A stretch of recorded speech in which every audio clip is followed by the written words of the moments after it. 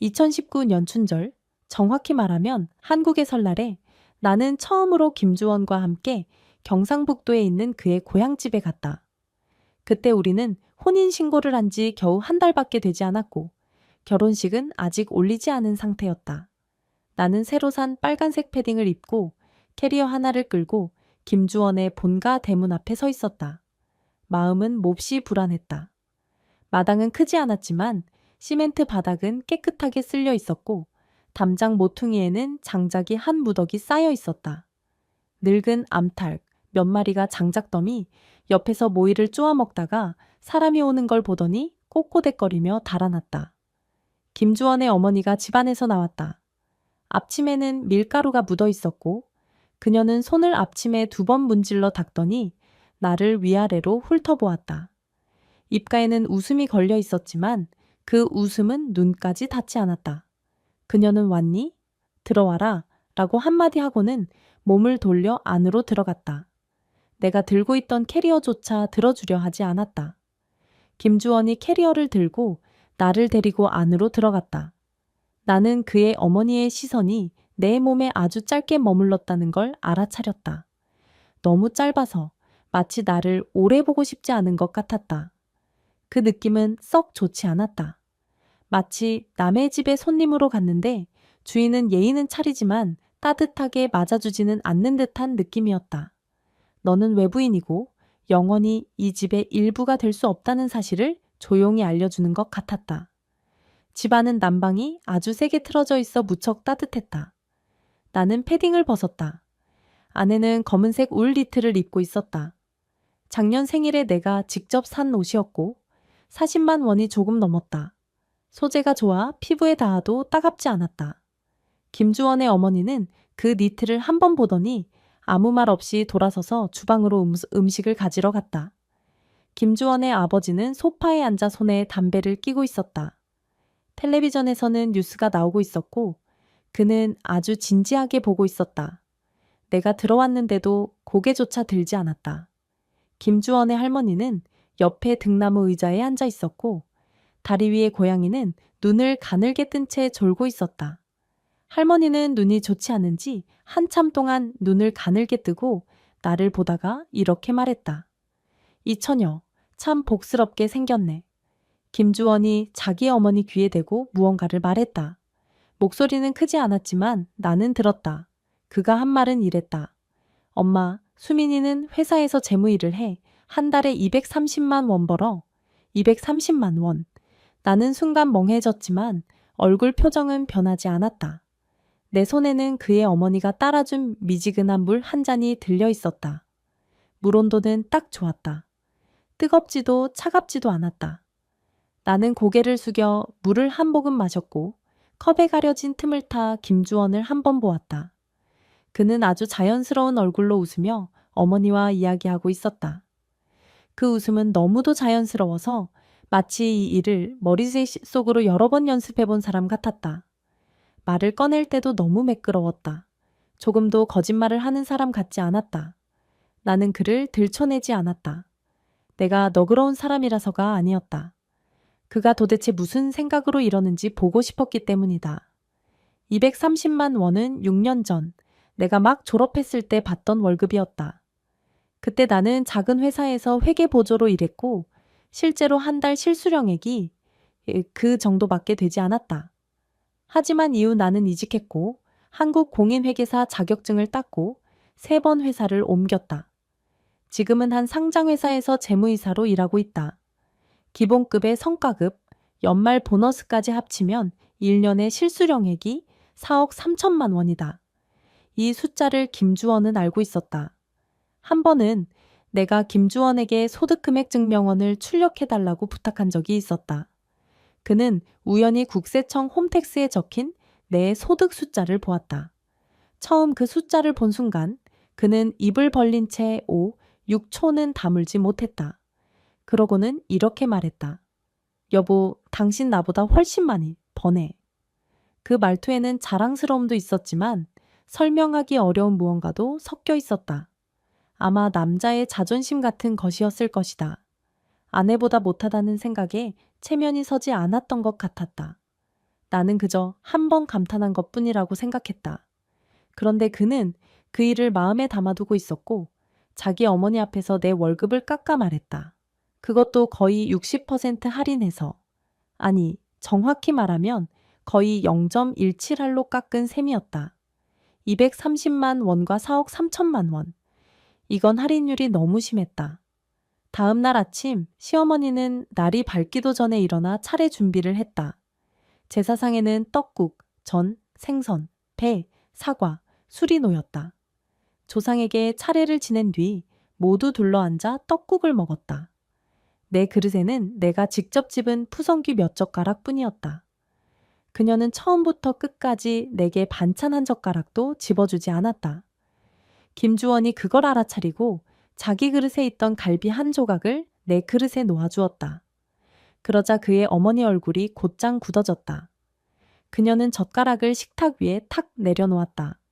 소리는 크지 않았지만 식탁에 앉은 모든 사람이 들을 수 있었다. 얘는 손이 없어. 그의 어머니가 그렇게 말했다. 김주원은 머쓱하게 젓가락을 거두고 고개를 숙인 채 밥을 먹기 시작했다. 나는 웃으며 그 갈비를 먹었다. 그것이 내가 김주원 본가에서 처음 보낸 설이었다. 그에 대해 연봉은 이미 1억 원을 넘었고 은행 계좌에 찍힌 숫자는 9자리였다. 이 한국의 지방 도시에서는 꽤 괜찮은 집 한 채를 살 수 있는 돈이었다. 하지만 그의 가족들 눈에는 나는 그저 한 달에 230만 원을 버는 작은 회계 직원일 뿐이었다. 그들 집 아들에게 어울리지 않고 그들 집 아들의 보살핌이 필요한 여자. 나는 개의치 않았다. 진실이 무엇인지 알고 있었으니까. 하지만 어떤 사람들은 몰랐다. 3년 뒤 봄, 시동생 김주태가 약혼을 하게 되었다. 김주태는 김주원의 동생이었다. 김주원보다 3살 어렸고 군내 읍내에서 휴대폰 수리점을 운영하고 있었다. 장사는 나쁘지도 좋지도 않았고 한 달에 대략 120만 원 정도를 벌었다. 그의 여자친구 이름은 수아였다. 그녀는 마트에서 계산원으로 일했고 한 달에 80만 원을 벌었다. 두 사람은 2년 넘게 사귀었고 마침내 결혼을 전제로 약혼을 하기로 했다. 약혼 준비는 김주원의 어머니가 도맡아 했다. 시어머니는 전화로 김주원에게 40분 동안 이야기했다. 처음부터 끝까지 돈 이야기뿐이었다. 예당금은 1,500만 원이어야 하고 약혼식 식사는 국내에서 제일 좋은 호텔에서 해야 하고 한 상에 15만 원 밑으로는 안 되고 담배는 한국 고급 담배로 해야 하고 술은 좋은 소주와 양주를 준비해야 하며 거기에 결혼식 비용까지 더하면 적어도 400만 원은 든다는 것이었다. 김주원이 전화를 받을 때 나는 옆에 있었다. 스피커폰이 켜져 있었고 그의 어머니 목소리는 거실 하나를 사이에 두고도 들릴 만큼 컸다. 주원아, 내 동생 약혼인데 형이라는 사람이 힘 좀 보태야지. 너 한 달에 350만 원쯤 벌고 내 와이프가 230만 원 벌잖아. 둘이 합치면 거의 200만 원은 되잖니. 내 동생 일인데 네가 모른 척하면 안 되지. 친동생이잖아. 김주원이 나를 한 번 보았다. 그 눈빛에는 미안함도 있었고 난처함도 있었고 설명하기 어려운 무언가도 있었다. 마치 이렇게 말하는 것 같았다. 여보, 나 또 거짓말해야 해. 화내지 마. 나는 웃기만 하고 아무 말도 하지 않았다. 그는 깊이 숨을 들이마시고 전화기에 대고 말했다. 엄마, 알겠어. 수민이랑 상의해볼게. 상의는 무슨 상의야? 네가 집안 장남인데 네 동생 일은 네가 결정해야지. 그의 어머니 목소리가 다시 8도쯤 높아졌다. 내가 말했잖아. 예단금 1,500만 원, 식사비 300만 원, 합쳐서 2,300만 원 정도야. 네가 1,800만 원 내고 나머지는 내 동생이 알아서 하게 해. 1,800만 원. 그 숫자를 말할 때 그의 어머니의 말투는 오늘 사과 2근 샀다 라고 말하는 것처럼 가벼웠다. 마치 1,800만 원이 나무에서 떨어지는 돈이라도 되는 듯 했다. 바람이 한번 불면 그녀의 주머니로 툭 떨어지는 것처럼. 김주원의 얼굴빛이 살짝 변했다. 그의 월급은 지난 몇 년 사이 조금 오르긴 했다. 한 달 실수령액이 130만 원이 조금 넘었다. 하지만 주택담보대출과 생활비를 빼고 나면 매달 저축할 수 있는 돈은 40만 원도 되지 않았다. 1,800만 원은 그에게 몇 년은 모아야 하는 큰 돈이었다. 엄마, 1,800만 원은 너무 많아. 나 그 돈 못 내. 네가 못 낸다고? 너 한 달에 350만 원쯤 벌고 네 와이프가 230만 원 벌잖아. 너희 둘이 1년에 2천만 원 넘게 버는데 왜 못 내? 너 네 동생 도와주기 싫은 거지? 엄마, 도와주기 싫은 게 아니라 김주원은 나를 한 번 보고 또 한 번 보았다. 그 눈빛이 무슨 뜻인지 나는 읽을 수 있었다. 여보, 당신이 나 대신 한마디만 해줘. 나는 테이블 위에 물컵을 들어 물을 한 모금 마셨다. 그리고 아무 말도 하지 않았다. 도와주기 싫은 게 아니었다. 아직 때가 되지 않았을 뿐이다. 김주원은 전화로 그의 어머니와 20분 넘게 실랑이를 벌였다. 하지만 결국 어머니를 설득하지 못했다. 그의 어머니가 내린 결론은 하나였다. 네 동생 일은 네가 반드시 책임져야 한다. 1,800만 원을 못 내겠으면 빌려서라도 내라. 빌리지도 못하면 다시는 집에 올 생각하지 마라. 전화를 끊고 나서 김주원은 소파에 기대앉아 관자놀이를 문질렀다. 몹시 지친 얼굴이었다. 수민아, 이 일 말인데, 응? 엄마가 1,800만 원을 달래. 나는 못 내. 그가 나를 바라보았다. 그 눈에는 기대도 있었고 망설임도 있었다. 그는 내가 돈이 있다는 걸 알고 있었다. 하지만 차마 입을 열기 어려워했다. 그는 원래 그런 사람이었다. 자기 어머니를 속이는 거짓말은 쉽게 하면서도 내게 돈을 달라고 입을 여는 일은 하늘의 별 따기보다 어려워했다. 나보고 내라는 거야? 내가 물었다. 내달라는 게 아니라 혹시 나한테 빌려줄 수 있을까 해서 나중에 갚을게. 빌려? 나는 웃었다. 아주 가볍게 웃었다. 김주원, 우리는 부부야. 내 돈이 내 돈이고 내 돈이 내 돈이야. 그런데 네가 왜 나한테 돈을 빌려?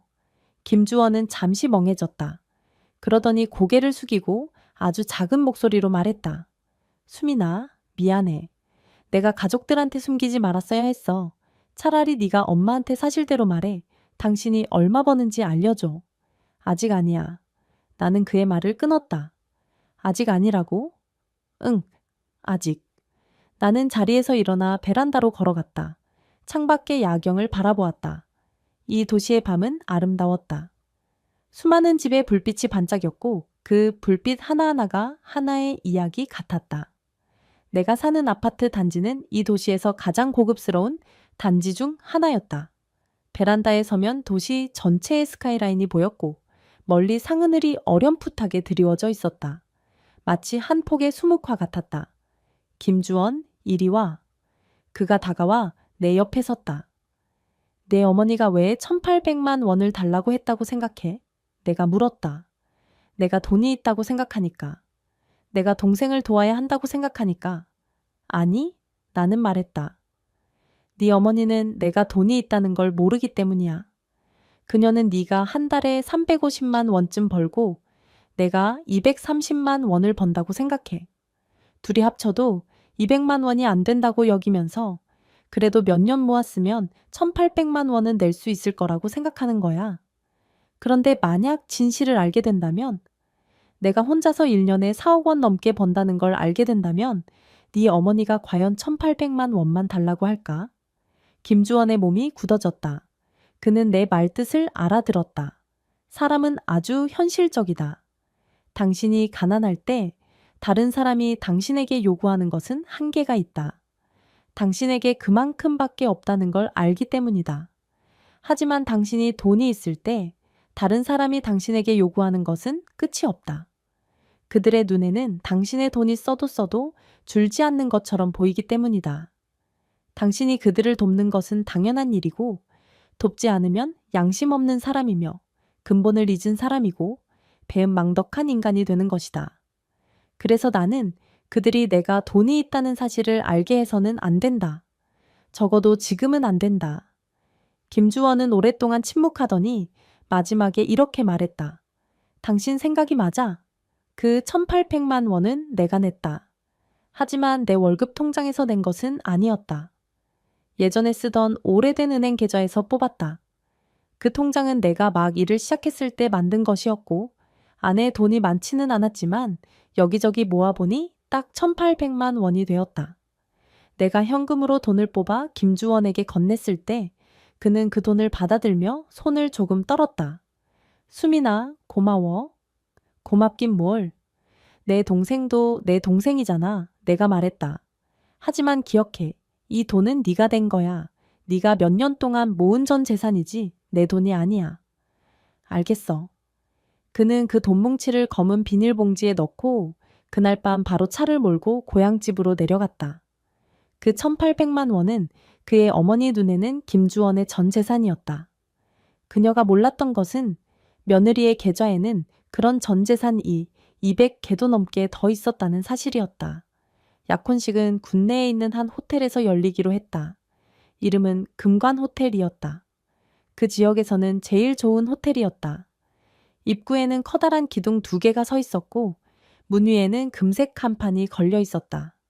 밤이 되면 불이 들어와 반짝반짝 빛났고 멀리서도 한눈에 보였다. 나는 구석자리에 앉아 있었다. 평범한 장본문의 원피스를 입고 손에는 오렌지 주스 한 잔을 들고 천천히 마시고 있었다. 옆에 앉은 사람들은 모두 김씨 집안 친척들이었다. 나는 그들을 한 명도 몰랐고 그들도 나를 몰랐다. 그저 형식적으로 고개를 끄덕이며 인사를 나눈 것이 전부였다. 김주원의 어머니는 짙은 붉은색 한복 저고리를 입고 있었다. 머리는 틀어올렸고 귀에는 금귀걸이를, 손목에는 금팔찌를 차고 있었다. 걸을 때마다 딸랑딸랑 소리가 났다.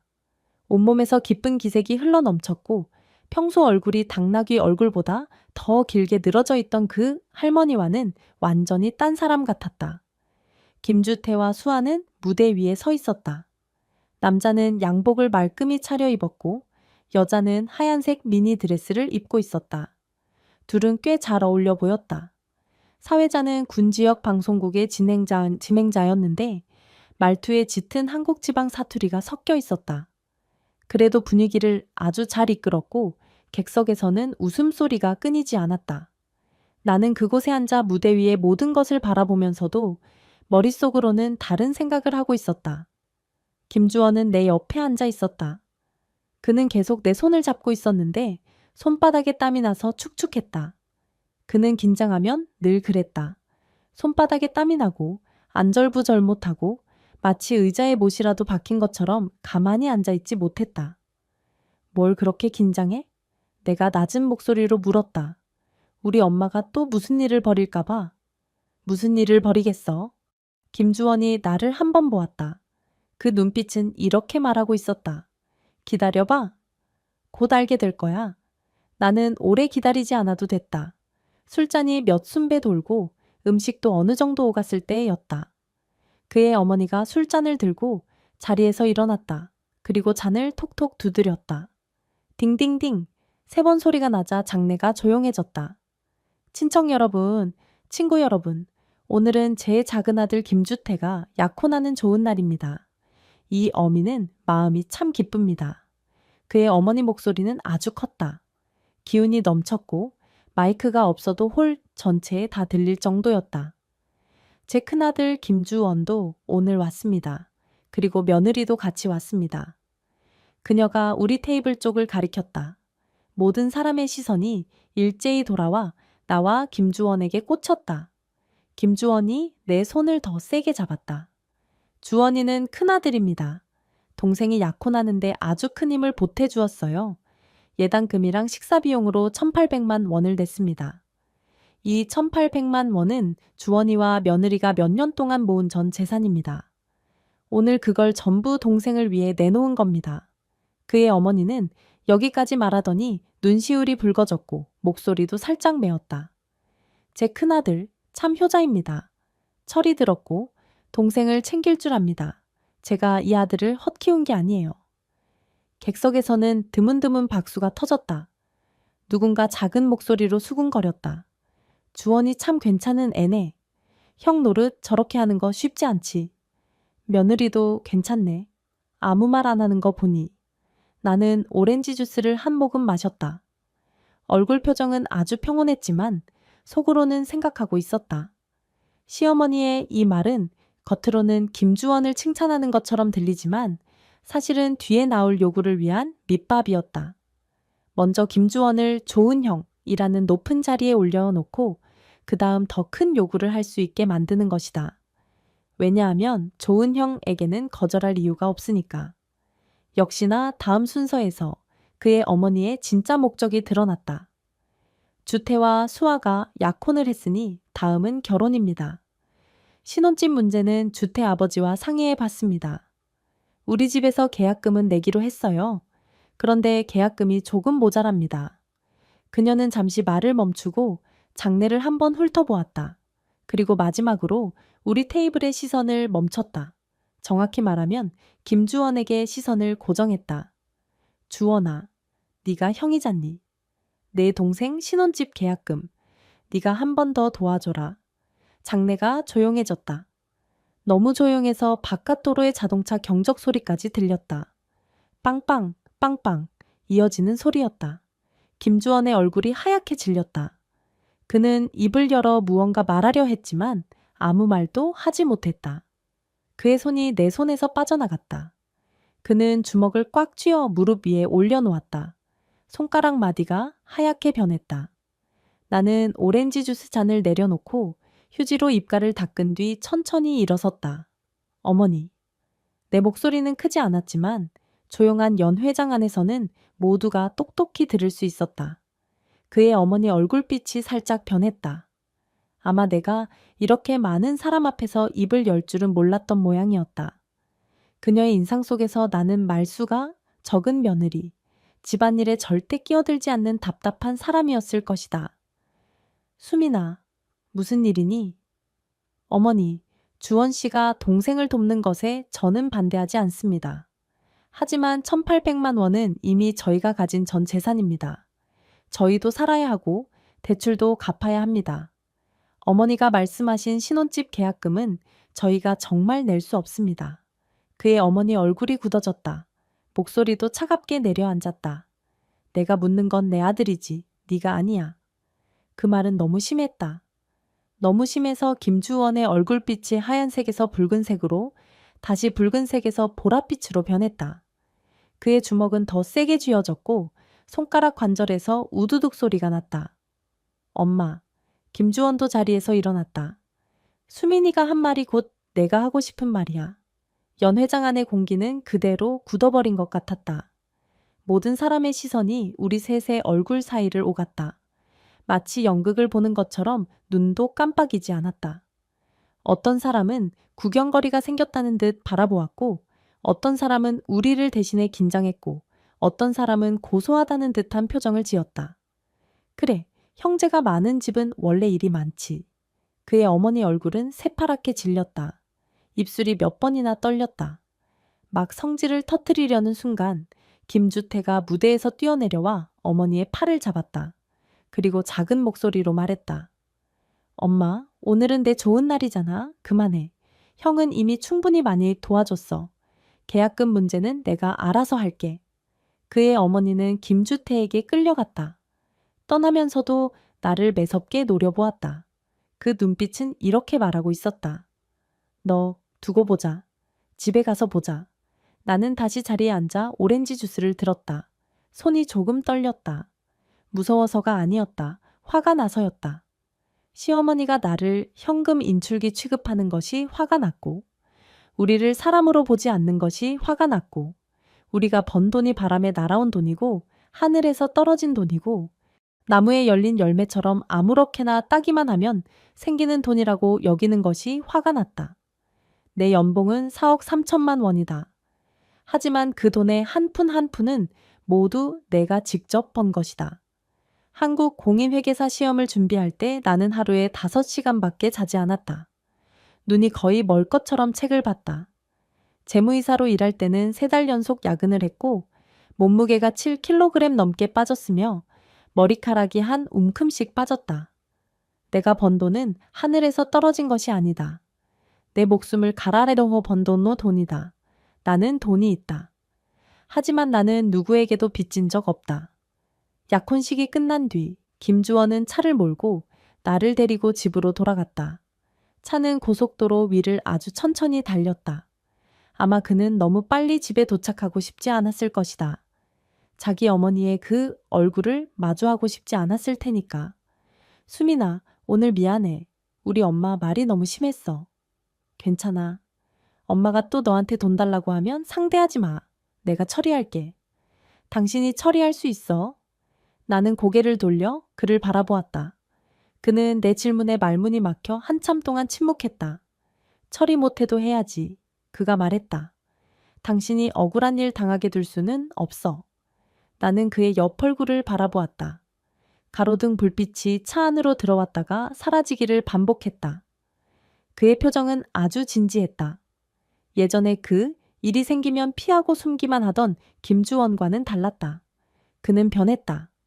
말을 할 줄 알게 되었고, 앞에 나설 줄 알게 되었고, 자기 어머니 앞에서 나를 위해 버티는 법을 알게 되었다. 김주원, 내가 제일 무서워하는 게 뭔지 알아? 내가 말했다. 뭔데? 언젠가 네 어머니가 진실을 알게 되는 거야. 내 실제 수입을 알게 된 뒤 끝도 없이 나한테 돈을 요구하기 시작하는 거. 오늘은 1,800만 원, 내일은 3,600만 원, 모레는 9천만 원. 한 번 주면 두 번째가 생기고 두 번째를 주면 수없이 이어질 거야. 내 돈을 다 가져갈 때까지, 우리 가정이 무너질 때까지. 김주원의 얼굴빛이 변했다. 그럴 리 없어. 당신이 어떻게 알아? 내가 말했다. 내 어머니는 오늘 약혼식장에서 그렇게 많은 친척들 앞에서 너한테 신혼집 계약금을 달라고 했어. 동생 신혼집 계약금까지 너한테 내라고 하는 사람이야. 그런 사람이 내가 돈이 있다는 걸 알게 되면 정말 1,800만 원이나 3,600만 원으로 만족할 것 같아. 김주원은 아무 말도 하지 못했다. 그는 내가 말하는 것이 사실이라는 걸 알고 있었다. 그의 어머니라는 사람은 욕망이 밑빠진 독과 같았다. 당신이 100만 원을 주면 그녀는 1,000만 원을 줘야 한다고 생각한다. 당신이 1,000만 원을 주면 그녀는 1억 원을 줘야 한다고 생각한다. 한 번 만족시켜주면 그녀는 당신이 평생 자신에게 빚을 졌다고 여긴다. 이런 사람에게는 많이 줄수록 더 많이 요구한다. 잘해줄수록 더 당연하게 여긴다. 그래서 나는 김주원에게 그녀에게 숨기라고 한 것이다. 내가 인색해서가 아니다. 한번 그 구멍이 뚫리면 다시는 막을 수 없다는 걸 알기 때문이다. 차는 고속도로를 빠져나와 시내로 들어섰다. 길 양쪽의 가게들은 대부분 문을 닫고 있었다. 몇몇 야식 포장마차만 아직 장사를 하고 있었다. 빨간 등이 천막에 걸려 있었고 뜨거운 김이 피어오르고 있었다. 보기만 해도 따뜻해 보였다. 수민아, 우리 앞으로 어떻게 해야 할까? 김주원이 물었다. 뭘 어떻게 해? 우리 엄마 쪽 말이야. 오늘 돈을 못 받아냈으니 그냥 넘어가지는 않을 거야. 분명 또 나한테 요구할 거야. 한 번 안 되면 두 번, 두 번 안 되면 세 번. 언젠가는 내가 지쳐서 허락할 때까지 몰아붙일 거야. 그럼 요구하게 둬. 내가 말했다. 당신은 돈이 없다고 말해. 1,800만 원이 이미 당신의 전 재산이었다고, 더는 한 푼도 낼 수 없다고 해. 그래도 또 달라고 하면 빌리겠다고 해. 대신 빌리면 갚을 능력이 없으니 어머니가 대신 갚아달라고 해. 김주원이 쓴웃음을 지었다. 그 방법이 통할까? 통해. 내가 말했다. 어머니는 당신이 돈을 빌리게 하지는 않을 거야. 빌린 돈은 갚아야 하니까. 어머니가 당신한테 돈을 내라고 하는 건 본질적으로 당신 돈을 쓰고 싶은 거지 당신이 빚을 지길 바라는 게 아니야.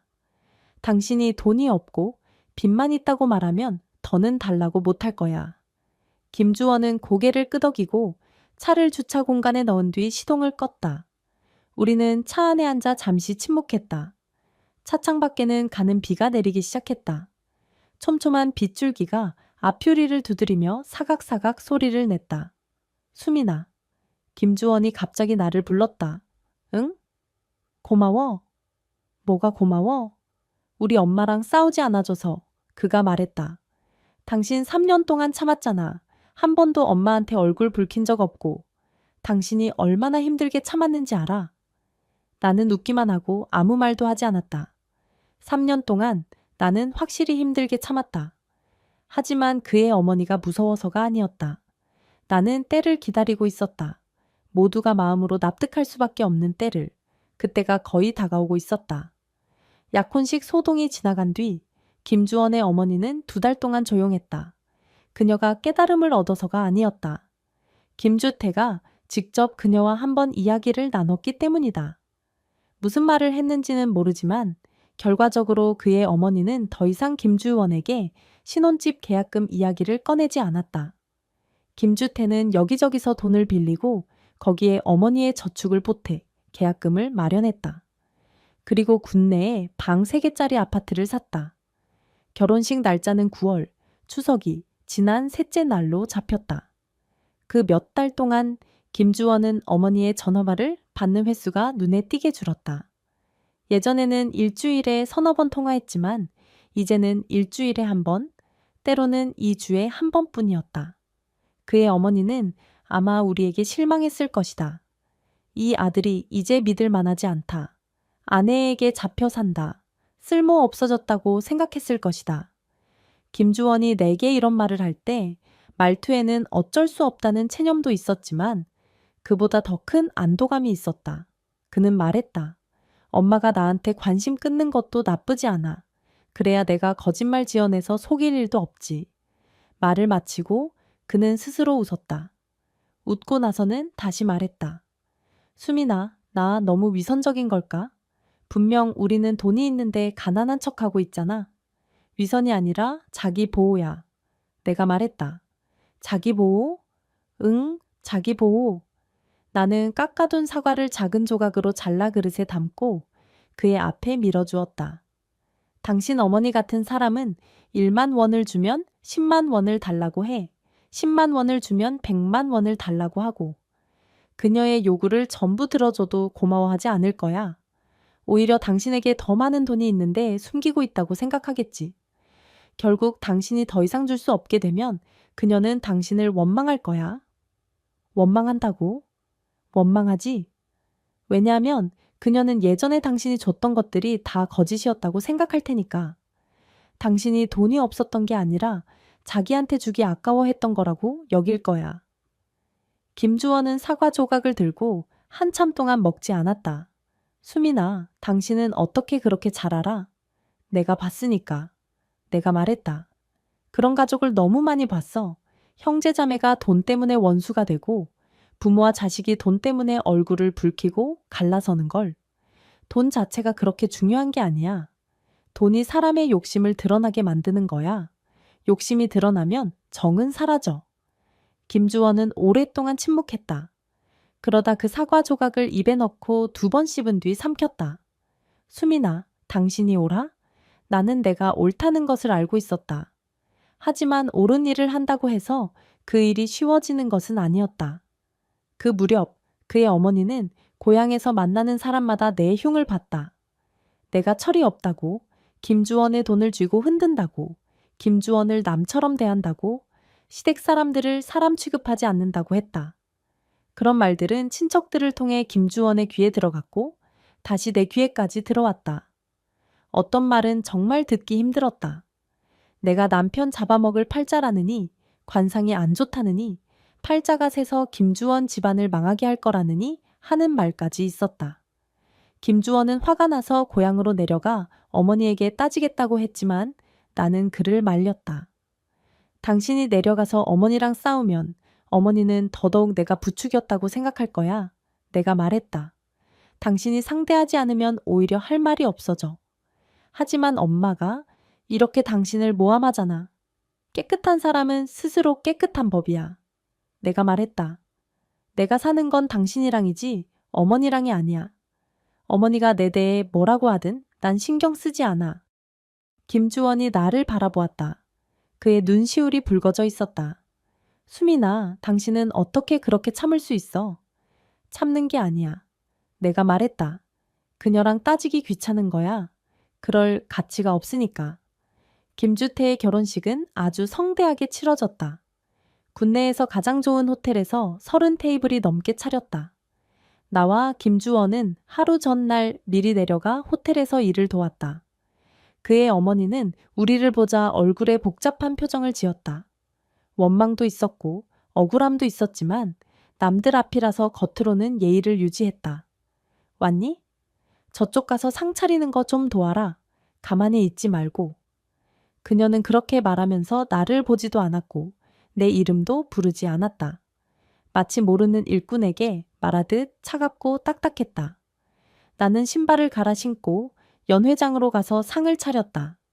김주원이 내 뒤를 따라오며 작은 목소리로 말했다. 수민아, 화내지 마. 화 안 났어. 내가 말했다. 나는 당신 동생 결혼식에 참석하러 온 거지. 당신 어머니랑 감정 싸움 하러 온 게 아니야. 결혼식은 국내에서 가장 큰 웨딩홀에서 열렸다. 홀 입구에는 축의금을 받는 테이블이 놓여 있었고 친척들은 이름이 적힌 흰 봉투를 건넸다. 예식이 끝난 뒤 신랑 신부는 전통 한복으로 갈아입고 작은 홀로 가서 패백을 했다. 시어머니는 방석 위에 앉아 눈이 가느다란 선처럼 보일 만큼 활짝 웃고 있었다. 그 웃음은 내가 약혼했을 때와는 완전히 달랐다. 진심으로 기뻐하는 웃음이었다. 마음 깊은 곳에서 우러나오는 기쁨이었다. 아마 그녀 마음속에서는 작은 아들이야말로 자신의 의지처였고 큰아들은 이미 장가가서 남의 집 사람이 되어버린 모양이었다. 나는 신경 쓰지 않았다. 정말로 신경 쓰지 않았다. 결혼식이 끝난 뒤 김주원의 어머니는 웬일로 돈 이야기를 꺼내지 않았다. 나는 그녀가 깨달은 줄 알았다. 내려놓은 줄 알았다. 나중에야 알았다. 그녀가 깨달은 것이 아니라 더 큰 한방을 참고 있었던 것뿐이라는 걸. 결혼 후 반년, 김주태와 수아의 생활은 그리 좋지 않았다. 수아는 임신했고 입덧이 심했다. 무엇을 먹어도 토했고 살이 많이 빠졌다. 결국 일을 그만두고 집에서 몸을 돌볼 수밖에 없었다. 김주태의 휴대폰 수리점도 장사가 좋지 않았다. 한 달에 버는 돈은 주택담보대출을 갚으면 거의 끝이었고 생활비조차 빠듯했다. 김주원의 어머니는 발을 동동 굴렀다. 하루에도 몇 번씩 김주원에게 전화를 걸어 하소연했다. 주태가 너무 힘들다. 수아 몸이 좋지 않다. 아이도 곧 태어나는데 집에 기저귀 살 돈도 없다며 말했다. 김주원은 전화로 응, 응 하고 대답하다가 전화를 끊으면 한숨을 쉬었다. 수민아, 나 어떻게 해야 할까? 뭘 어떻게 해? 엄마 말뜻은 내가 주태를 도와줬으면 하는 거야. 도와줄 수는 있어. 그런데 어떻게 도울 건데? 나는 그의 눈을 바라보며 말했다. 당신이 돈이 없다고 말하면 어머니도 이해할 수 있어. 하지만 당신이 돈을 주면 어머니는 당신이 지금까지 자신을 속였다고 생각할 거야. 일부러 동생을 도와주지 않았던 거라고 여기겠지. 김주원은 침묵했다. 이건 죽은 골이었다. 돈을 주면 지난 3년간의 숨김은 모두 헛수고가 된다. 돈을 주지 않으면 그의 어머니는 그가 냉정하다고, 사람이 아니라고, 아내에게 세뇌당했다고 생각할 것이다. 김주원의 어머니는 보름 동안 그를 몰아붙였지만 김주원은 끝내 응하지 않았다.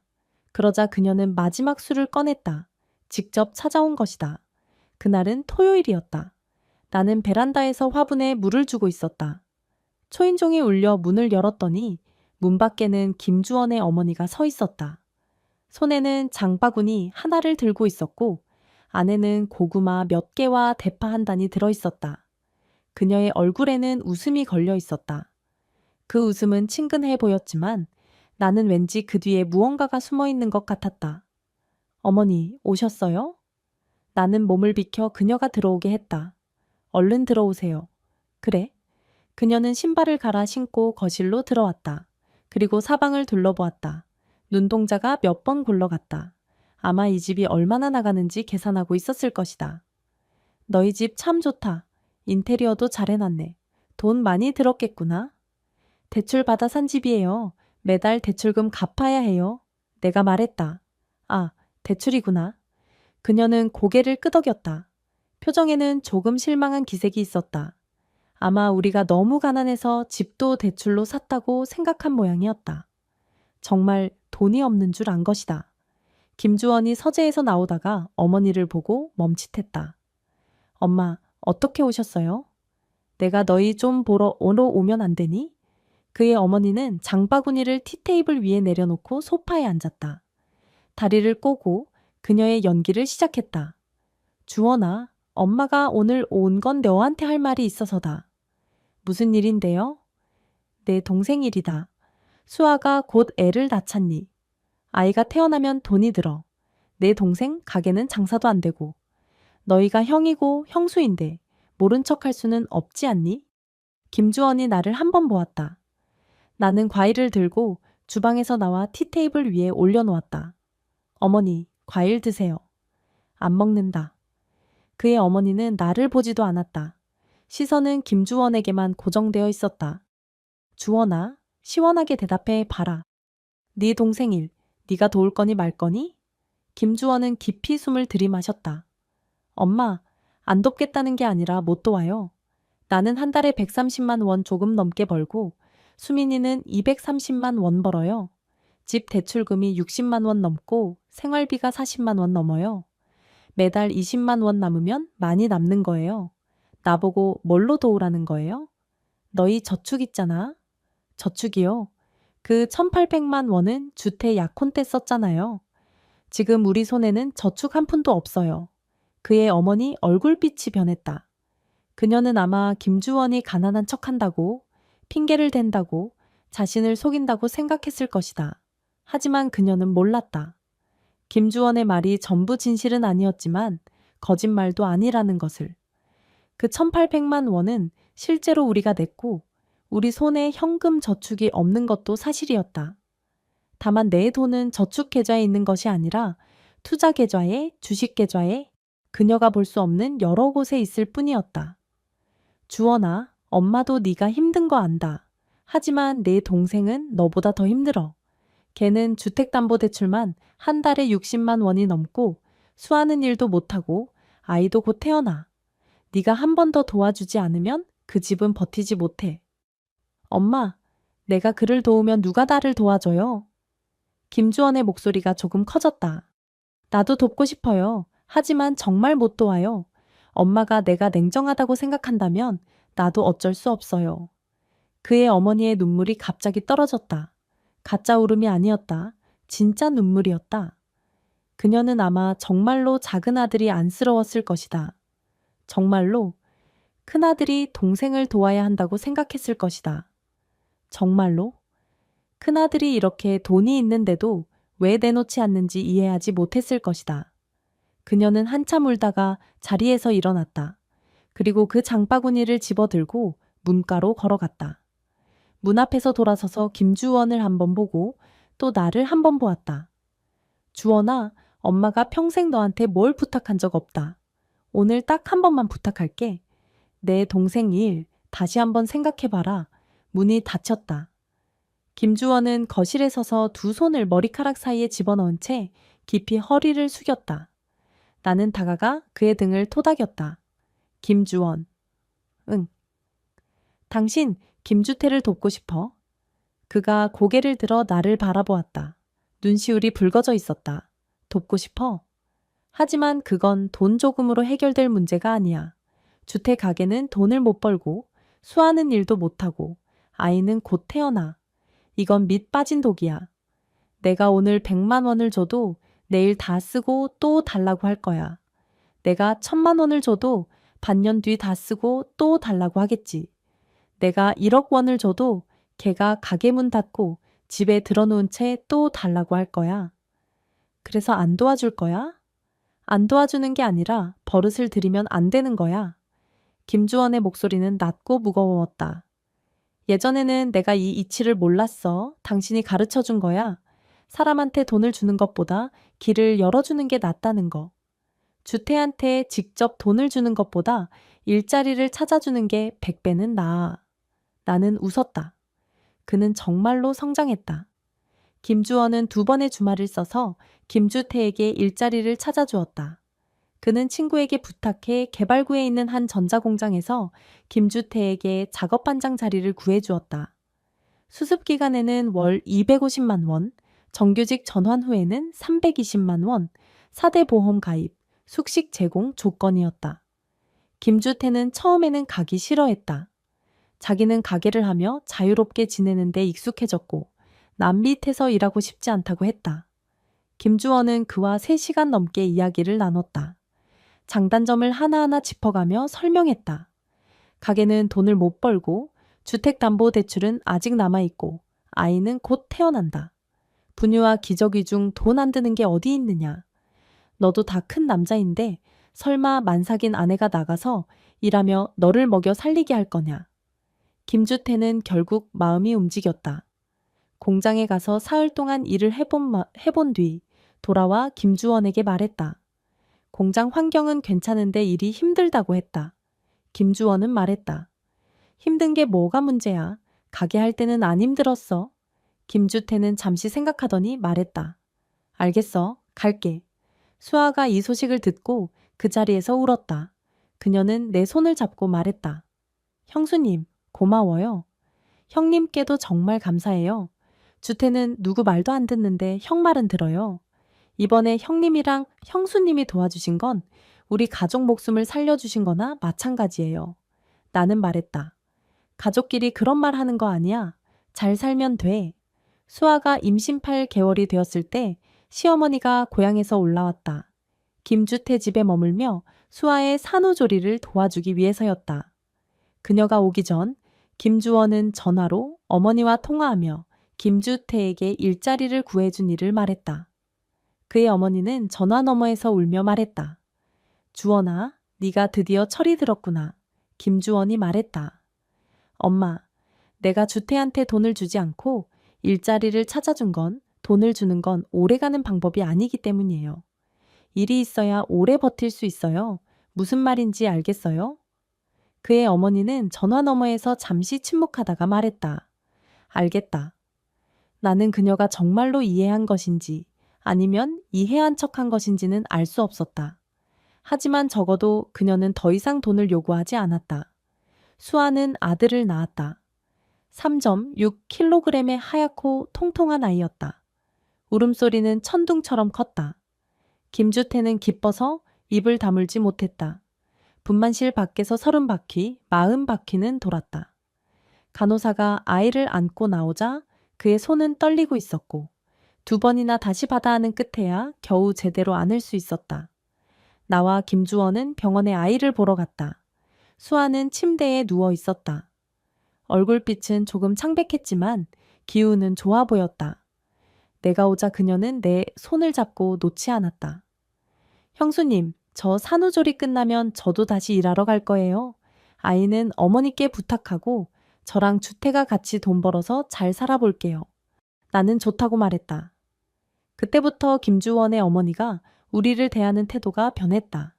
따뜻해진 것은 아니었다. 예의가 생긴 것이었다. 그녀는 더 이상 예전처럼 명령하듯 굴거나 사람을 부리듯 말하지 않았다. 말을 할 때도 괜찮겠니? 네가 알아서 해라. 같은 말을 덧붙였다. 마치 우리와 상의하는 것처럼 명령하는 것이 아니라. 그 변화가 나는 조금 낯설었다. 김주원이 말했다. 우리가 이제 엄마 방식에 안 넘어간다는 걸 알게 된 거야. 그래서 방식을 바꾼 거지. 나는 말했다.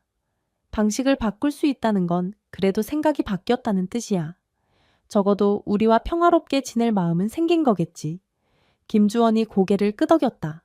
그 정도면 충분해. 김주태가 결혼한 뒤 가족 관계는 많이 누그러졌다. 김주원의 어머니는 더 이상 돈 이야기를 꺼내지 않았다.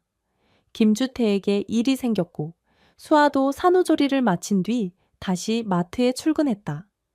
두 사람이 합쳐 한 달에 130만, 140만 원 정도를 벌었다.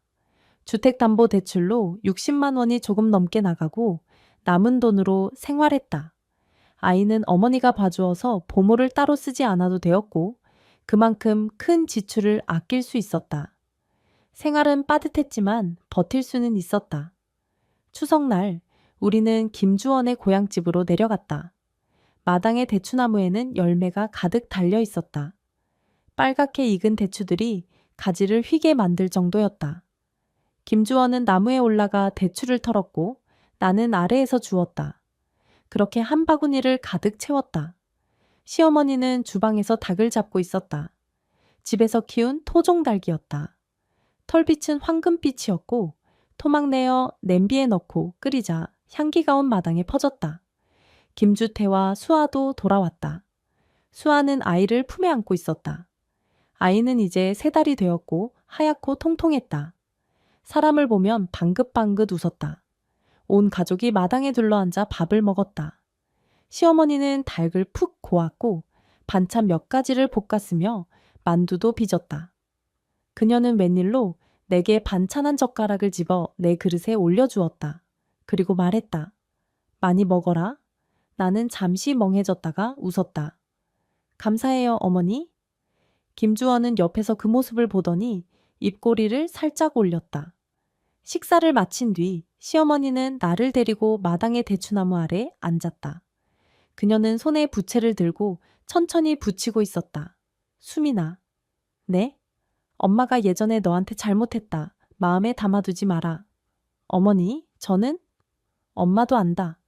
그녀는 내 말을 끊고 먼 곳을 바라보며 말했다. 엄마는 예전에 네가 김씨 집안 사람이 아니라고 생각했다. 네가 주원이한테 어울리지 않는다고 생각했고 네가 한 달에 그 정도밖에 못 버니까 주원이가 너를 먹여 살린다고 생각했다. 엄마가 틀렸다. 나는 입을 열어 무언가 말하려 했지만 아무 말도 나오지 않았다. 주원이가 엄마한테 다 말했다. 시어머니는 고개를 돌려 나를 바라보았다. 눈시울이 붉어져 있었다. 네가 주원이보다 훨씬 많이 번다고 하더라. 엄마한테 말하지 못하게 한 건 엄마가 너한테 돈을 요구할까봐 그랬다고. 네가 이 집에서 3년 동안 억울한 일을 겪으면서도 한마디 원망도 하지 않았다고. 주원이는 네가 자기 평생 만난 사람 중 가장 좋은 사람이라고 했다. 눈물이 갑자기 흘러내렸다. 억울해서가 아니었다. 누군가 알아봐 주었기 때문이었다. 3년의 인내, 3년의 억울함, 3년의 조심스러움, 3년 동안 다 알면서도 모르는 척했던 시간들. 나는 평생 아무도 알지 못하고 아무도 신경 쓰지 않을 거라고 생각했다. 그런데 그는 신경 쓰고 있었다. 그는 줄곧 신경 쓰고 있었다. 수민아, 엄마가 용서해달라고 하는 건 아니다. 그냥 미안하다는 말을 하고 싶었다. 시어머니가 그렇게 말하더니 눈물을 흘렸다. 그녀는 소매로 한 번 닦고 또 한 번 닦았다. 하지만 눈물은 좀처럼 마르지 않았다. 어머니, 그만 말씀하세요. 나는 그녀의 손을 잡았다. 그녀의 손은 오래된 나무 껍질처럼 거칠었지만 따뜻했다. 가족끼리 그런 말 하는 거 아니에요. 예전 일은 지나갔으니 더 꺼내지 말아요. 앞으로 우리 잘 지내면 돼요. 시어머니는 이 고개를 끄덕이며 내 손을 더 세게 잡았다. 달빛이 대추나무 가지와 잎 사이로 흩어져 내려왔다. 얼룩덜룩한 빛이 우리 몸 위에 내려앉았다. 마당에는 벌레 우는 소리가 들렸다. 찌르르, 찌르르 이어지는 소리가 마치 노래 같았다. 주방의 불은 아직 켜져 있었고 김주원과 김주태는 설거지를 하고 있었다. 그릇과 젓가락이 부딪히는 딸그락 소리 사이로 두 사람의 웃음소리와 말소리가 섞여 들려왔다. 나는 대추나무 아래에 앉아 시어머니의 손을 잡고 있었다. 마음이 이렇게 편안했던 적은 없었다. 이 집이 드디어 집 같아졌다. 추석이 지난 셋째 날 김주원의 어머니는 우연히 내 휴대폰을 보게 되었다. 그날 나는 주방에서 설거지를 돕고 있었고 휴대폰은 거실 티테이블 위에서 충전 중이었다. 시어머니가 거실에 물건을 가지러 갔을 때 휴대폰 화면이 켜졌다. 은행에서 온 투자 수익 입금 알림이었다. 그녀는 그것을 보고 눈을 달걀만큼 크게 떴다. 그녀는 휴대폰을 들고 주방으로 들어왔다. 얼굴에는 복잡한 표정이 떠올라 있었다. 충격, 믿을 수 없다는 표정, 그리고 뭐라, 설명하기 어려운 감정이 뒤섞여 있었다. 마치 벼락을 맞은 사람처럼 온몸이 멍해 보였다. 수민아, 여기 적힌 거 진짜니? 나는 휴대폰을 한번 보았다. 화면에는 또렷하게 이렇게 적혀 있었다. KB국민은행 고객님의 끝번호 38 27투자계좌에 9월 30일 수익금 3,200만 원이 입금되었습니다. 현재 잔액은 4억 3천만 원입니다. 4억 3천만 원. 올해 내 연봉이 막 입금된 것이었다. 나는 그 문자 메시지를 보고 다시 시어머니의 표정을 바라보았다. 마음은 아주 평온했다. 드디어 이날이 왔다. 3년이었다. 나는 3년을 기다렸다. 어머니, 진짜예요. 내가 말했다. 너 한 달에 230만 원 번다며? 그건 김주원이 어머니께 그렇게 말한 거예요. 나는 손에 묻은 물기를 닦고 휴대폰을 받아 화면을 껐다. 제가 실제 수입을 말씀드리면 어머니가 부담스러워 하실까봐 김주원에게 숨기라고 했어요. 시어머니의 입이 벌어졌다 닫히고 닫혔다가 다시 벌어졌다. 얼굴 표정도 몇 번이나 바뀌었다. 충격에서 믿기 어려움으로, 믿기 어려움에서 분노로, 분노에서 서운함으로, 그리고 마지막에는 뭐라 이름 붙일 수 없는 감정으로 멈췄다. 그것은 체념 같기도 했고 후회 같기도 했다. 그럼 너는 계속 돈이 있었던 거니? 그 1800만 원도. 1800만 원은 제가 냈어요. 내가 말했다. 하지만 제가 인색해서 더 주기 싫어서 그런 게 아니었어요. 어머니가 제 돈이 쉽게 번 돈이라고 생각하시지 않기를 바랐기 때문이에요. 제 돈 한 푼 한 푼은 제가 직접 번 거예요. 한국 공인회계사 시험을 준비할 때 저는 하루에 5시간밖에 못 잤어요. 재무이사로 일할 때는 3달 동안 연속으로 야근했고 몸무게가 7kg 넘게 빠졌어요. 제가 이 돈을 번 건 남들에게 쓰라고 번 게 아니에요. 저와 제 가족이 더 나은 삶을 살기 위해 번 거예요. 시어머니는 주방에 서 있었다. 두 손은 몸 옆에 늘어뜨린 채 어디에 둬야 할지 모르는 사람 같았다.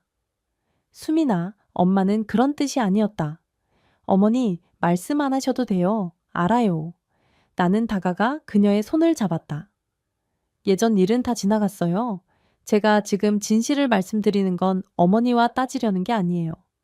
제가 이 집을 향해 한 번도 다른 마음을 품은 적 없다는 걸 알아주셨으면 해서예요. 제가 어머니께 숨긴 건 어머니를 가족으로 생각하지 않아서가 아니라 너무 가족으로 생각했기 때문이에요. 어머니를 잃을까봐 무서웠어요. 시어머니는 결국 눈물을 참지 못했다. 눈물이 주르륵 흘러내렸다. 수민아, 엄마가 너한테 미안하다. 어머니, 그만하세요. 나는 그녀를 안고 가볍게 등을 토닥였다. 가족끼리 그런 말 하는 거 아니에요. 김주원이 거실에서 주방으로 들어왔다. 우리가 서로 안고 있는 모습을 보고 그는 잠시 멍하니 서 있다가 웃었다. 무슨 일이야? 시어머니는 나를 놓고 눈물을 닦은 뒤 김주원을 한번 보았다. 너는 엄마를 3년이나 속였으니 엄마가 아직 너랑 계산할 게 남았다. 김주원은 머리를 긁적이며 바보처럼 웃었다. 엄마, 제가 잘못했어요. 네가 뭘 잘못했니? 시어머니가 그를 흘겨보았다.